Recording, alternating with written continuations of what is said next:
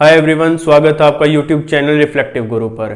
तो अभी हम इस चैनल पर प्याजे की थ्योरी कवर कर रहे हैं। उससे रिलेटेड हम आपको दो वीडियोस दे चुके हैं, जिसमें एक में कंसेप्ट जैसे कि स्कीमा, एसिमिलेशन और अकोमोडेशन बताए गए हैं, और दूसरी वीडियो में उनकी स्टेजेस जो कि सेंसरी मोटर और प्री ऑपरेशन है उनके बारे में बताया गया है।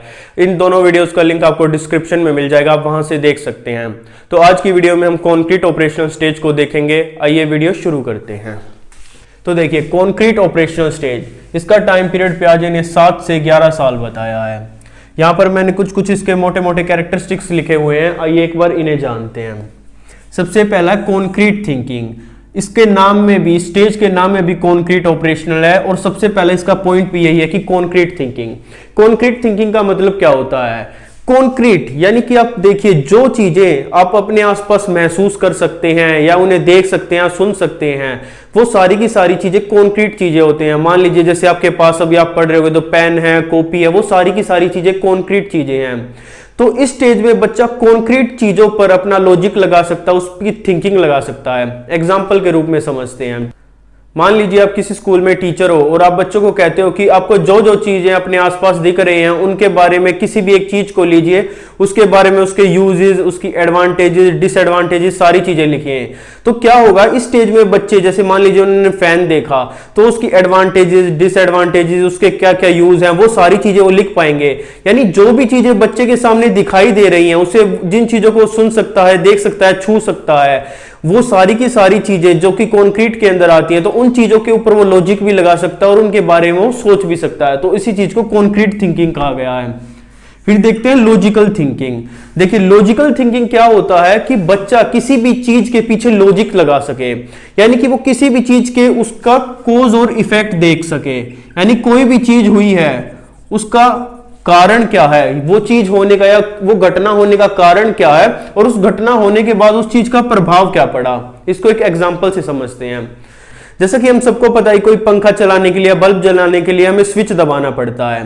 तो क्या होगा, इस स्टेज से पहले क्या है, बच्चे को इस चीज से कोई परवाह नहीं कि वो पंखा कैसे चल रहा है, उसे बस ये पता है कि स्विच दबाना और आपका पंखा चल जाएगा। उसको ये जानने में कतई इंटरेस्ट नहीं है कि वो पंखा कैसे चल रहा है, कि एक स्विच दबाने से, अगर आपने स्विच दीवार पे दबाया तो पंखा छत पे कैसे चल रहा है। लेकिन इस स्टेज में बच्चा यह लॉजिक जानने की कोशिश करेगा कि ऐसा क्यों हो रहा है। तो वो यह जानेगा, ठीक है, कि एक स्विच दबाते हैं, उसके अंदर से हमारे जो वायर्स हैं उसका कनेक्शन पंखे में गया हुआ है, उसमें से इलेक्ट्रिसिटी पास होती है। जब वो इलेक्ट्रिसिटी पास होती है और वो पंखे की मोटर में जाती है, मोटर उसे घुमाती है, उसको रोटेट करती है, तब हमें हवा मिलती है।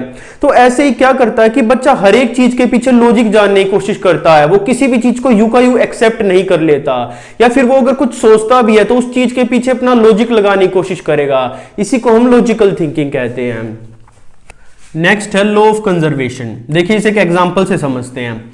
मान लीजिए आपके पास एक कंटेनर है लंबाई में और एक है चौड़ाई में। इस लंबाई के कंटेनर में 1 लीटर पानी है। अगर आप इस चौड़े वाले कंटेनर में वही 1 लीटर पानी डाल दोगे, तो हमें पता है कि किसी भी शेप के कंटेनर में आप वो पानी डालिए, आप लंबे में डालिए, चौड़े में डालिए, गोल में डालिए, वो पानी 1 लीटर ही रहेगा। तो इस स्टेज में बच्चा यह चीज आके समझने लग जाता है कि कोई भी चीज है, अगर उसको घटाया बढ़ाया ना जाए, तो उसे किसी भी शेप के कंटेनर में डाल लीजिए या किसी भी शेप के बर्तन में डाल लीजिए, वो क्वांटिटी उतनी ही रहेगी उस पदार्थ की। लेकिन इससे पिछली स्टेज में हमने जाना था कि बच्चा इस चीज में लैग करता है। उस स्टेज में तो वो यह समझता है कि अगर लंबे कंटेनर में से चौड़े में डाल दिया तो वो चीज कम, अगर वो कम दिख रही है तो उसे लगेगा कि हाँ, वो चीज एक्चुअल में कम हो गई। लेकिन इस स्टेज में आकर बच्चा यह अच्छे से समझने लग जाता है कि वो बेशक उसकी आंखों को देखने में कम लग रही है, लेकिन उसमें एक्चुअल क्वांटिटी उतनी ही है। फिर नेक्स्ट है डिसेंट्रेशन।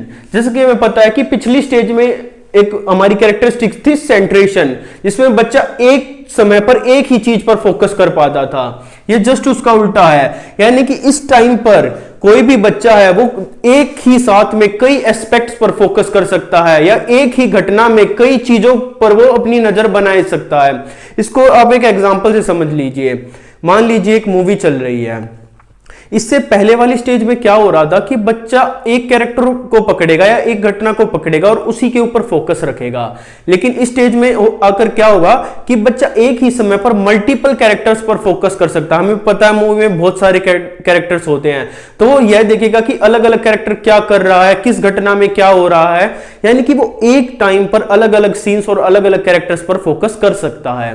यानी इस डिसेंट्रेशन का यही मतलब है कि एक समय पर एक से अधिक एस्पेक्ट या एक से अधिक क्षेत्रों पर फोकस करना ही डिसेंट्रेशन कहलाता है। फिर आता है क्लासिफिकेशन। क्लासिफिकेशन का मतलब होता है कि किसी भी ऑब्जेक्ट को या फिर किसी भी वस्तु को अगर आप उनकी प्रॉपर्टीज के बेस पर बांट सकते हैं तो उसे क्लासिफिकेशन कहा जाता है। इस स्टेज में बच्चा वो कर सकता है। मान लीजिए कि आपके पास कई शेप्स के टॉयज हैं। मान लीजिए ये स्क्वायर है, ये रेक्टेंगल है, ये स्क्वायर है, ये ट्रायंगल है, ये सर्कल है। तो मान लीजिए ऐसे उसके पास कई ऑब्जेक्ट्स पड़े हैं, तो इस स्टेज में बच्चा इनकी प्रॉपर्टीज के आधार पर स्क्वायर वाले बर्तन को, स्क्वायर वाले टॉयज को स्क्वायर में रख सकता है, सर्कल वालों को सर्कल में। तो इस प्रकार वो अपनी प्रॉपर्टीज के आधार पर इन चीजों को बांट सकता है। फिर आते हैं सेरिएशन पर। सेरिएशन क्या होता है? किसी भी चीज को क्रम में लगाना। यानी कि कोई बच्चा है, उसके सामने आप मान लीजिए ब्लॉक दे दीजिए, जैसे कि बच्चों के खेलने के टॉयज आते हैं। मान लीजिए जैसे पिरामिड नुमा कोई टॉय है और उसको ऐसे बीच में से इस तरीके से काट दिया गया है, जैसे आपने देखा होगा बच्चों के खेलने के टॉयज होते हैं। तो अब क्या होगा कि बच्चा इस स्टेज में आकर बिल्कुल एग्जैक्ट उन जगहों पर अपने ये पीसेस रख पाएगा जिससे पूरा पिरामिड बन पाए। यानी कि उसे इस चीज की समझ आ चुकी है कि कौन सा पीस बड़ा है, कौन सा छोटा है। इसको और दूसरे एग्जाम्पल से समझिए। मान लीजिए यहां पर आपकी बहुत सारी लाइन्स बनी हुई हैं, ठीक है, तो बच्चा अब यह बता पाएगा या उन चीजों को क्रम छोटे से बड़े या बड़े से छोटे के क्रम में लगा पाएगा। यानी कि असेंडिंग और डिसेंडिंग का कॉन्सेप्ट बच्चे के अंदर आ जाता है। नेक्स्ट पॉइंट पे बढ़ते हैं, ट्रांजिटिविटी। अब ये बड़े ही ध्यान से समझना, इसको डायरेक्ट हम एक एग्जांपल से समझते हैं। मान लीजिए कोई लड़की है रीमा नाम की और उसकी बेटी है कोई सीता नाम की, ठीक है। और फिर क्या है, सीता है, उसका एक बेटा है रमन नाम का। अब क्या हुआ, हमारे पास तीन कैरेक्टर हैं, रीमा है, सीता है और रमन है। अब इनके बीच में दो रिलेशन है कि रीमा की बेटी सीता है और सीता का बेटा रमन है, ठीक है।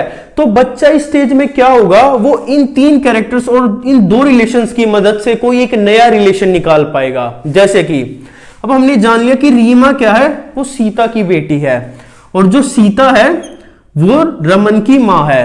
तो अगर वो कोई भी बच्चा है वो रमन और रीमा के बीच में एक कनेक्शन स्थापित कर पाएगा। इससे यह पता लग जाए कि जो रमन है वो रीमा का देवता है या फिर जो रीमा है वो रमन की नानी है, क्योंकि रीमा सीता की मां और सीता का बेटा रमन। तो अगर आप जो बेसिक आप जो रिलेशंस जानते हैं तो हमें तो बहुत ही सिंपल चीज लगती है, लेकिन इससे जो छोटे बच्चे होते हैं वो इस चीज को डिकोड नहीं कर पाते, लेकिन इस एज में आकर वो इन चीजों को समझ सकते हैं। इसे आप एक दूसरे एग्जांपल से भी समझ सकते हैं, जो कि कॉमन एग्जांपल है, जो कि आपको हर टीचर बताता ही होगा कि मान लीजिए कि ए बी से बड़ा है और बी है वो सी से बड़ा है। तो अब हम ए और सी के बीच में रिलेशन बता सकते हैं कि ए सी से बड़ा है इन दोनों स्टेटमेंट को देखकर। यानी कि आप इस चीज का ध्यान रखिए कि इससे पहले बच्चा जब तीन चीजें दे रखी और दो रिलेशन दे रखे हो तो वो उसमें से एक नया रिलेशन या तीसरा रिलेशन नहीं निकाल पाता। तो इसी एबिलिटी को ट्रांजिटिविटी कहा गया है। तो उम्मीद आपको ये स्टेज समझ आई होगी। अब तो इस वीडियो में हमने कॉन्क्रीट ऑपरेशनल स्टेज के बारे में जाना, उसकी जो जो बेसिक कैरेक्टरिस्टिक्स हैं और जो जो उसके फीचर्स हैं उनके बारे में जाना। तो इस वीडियो के लिए इतना ही। अब मिलते हैं आपसे अगली वीडियो में।